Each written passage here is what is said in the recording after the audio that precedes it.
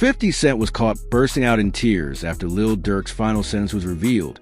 And for those who still don't know, the shocking reality is that Lil Durk has been handed a life imprisonment sentence, a moment that has stunned the hip-hop world and caused one of the toughest men in the industry, Curtis 50 Cent Jackson himself, to lose control and cry out in a way the public has rarely ever seen, promising through the tears that he would not let this go and that this fight was only beginning. A vow that has instantly sent shockwaves to the culture and added yet another layer to a saga already filled with betrayal, tragedy, and the crushing weight of the system.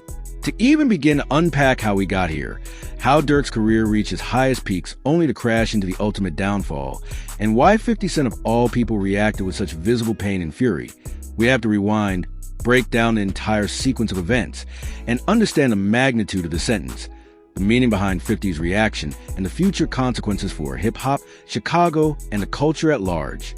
When the courtroom doors opened on that fateful day, there was already a strange energy in the air, one that told observers this was not going to be just another hearing or procedural update. The rumors have been circling for months. Lil Durk's legal troubles have been mounting, prosecutors building their case brick by brick. And while his lawyers fought valiantly to delay, suppress, and undermine the government's strategy, whispers kept growing that the feds had more evidence than anyone initially thought. Fans prayed it was all exaggeration, a bluff, or another example of the system trying to cage young black men who had fought their way to the top through art and hustle. But the silence of the jury, the demeanor of the judge, and the posture of the prosecutors as they prepared their final arguments told the story before words were even spoken. And when the judge finally uttered those words, life imprisonment, the entire room erupted into chaos. Gasps, tears, shouts of disbelief, and a heavy, suffocating realization that one of faces of Chicago rap, one of the leaders of generation, was never walking out of that courtroom a free man again. The sentence was devastating on its own, but the ripple effect across the culture were amplified tenfold when word came out that 50 Cent himself had been present, sitting quietly near the back, watching with a kind of intensity that only someone who has lived through his own war with the streets and the industry could muster. When that verdict was delivered, people close to him said 50's composure broke like glass, his tough exterior shattered as tears rolled down his face, his body shaking, and his voice cracking as he muttered, "I can't let this go, this isn't the end." For fans who have followed 50 for years, this was shocking. This is a man who survived 9 bullets, built an empire out of nothing, destroyed enemies in rap battles and business wars alike, and never allowed his emotions to control him in public. To see him cry, truly cry, not for himself but for another man, was to witness something raw, unfiltered, and deeply human in a culture that often masks pain with bravado. But why Durk? Why did this sentence hit 50 so hard? To understand that, we need to rewind and look at the bond between these two figures. On the surface, they might seem world apart. 50 the New York Titan who dominated the early 2000s, and Durk the voice of Chicago's drill scene, leading a movement decades later.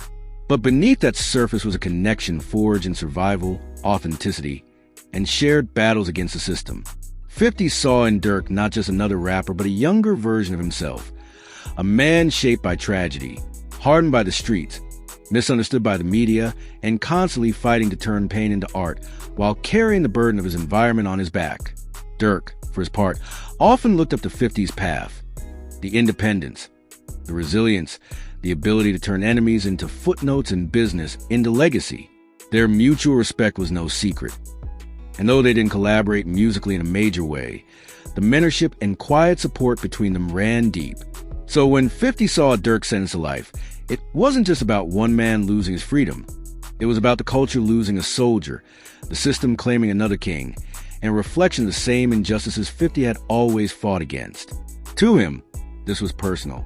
He cried not only for Durk, but for everything the sentence represented. The endless cycle of young black men being targeted, the inability of fame and success to shield someone from a way of their past, and the crushing realization that no matter how high you climb, the system can still find a way to drag you down. That is why, through tears, 50 swore he would not let this go. Insiders say he has already begun mobilizing lawyers, calling in favors, and planning campaigns that could potentially challenge Durk's sentence. If not legally, then culturally, shining a spotlight so bright on the injustice that it forces the public to confront what really went down in that courtroom. The fans, of course, are divided between devastation and rage. Social media exploded the moment the verdict hit. On one side, Durk's loyal supporters flooded timelines with heartbreak, sharing videos of the performances, lyrics that now feel hauntingly prophetic, and messages of solidarity. They argue that the system was determined to make an example of him, that evidence was stretched, manipulated, or even fabricated, and that Durk's status as a cultural leader made him a target rather than a criminal. On the other side, critics argue that Durk's street ties, past incidents, and reputation left him vulnerable, that he danced too close to the fire, and that life sentences don't come from nowhere. But even those critics were stunned to see 50 Cent break down, with many admitting that if someone as tough as 50 could cry for Durk, then perhaps the sentence was truly as unfair and devastating as supporters claim. From a business standpoint, the fallout is catastrophic. Durk was in the middle of his prime, releasing chart-topping albums, selling out arenas, and cementing himself as one of the most influential rappers of the decade. His presence on the track was enough to boost streams into the millions.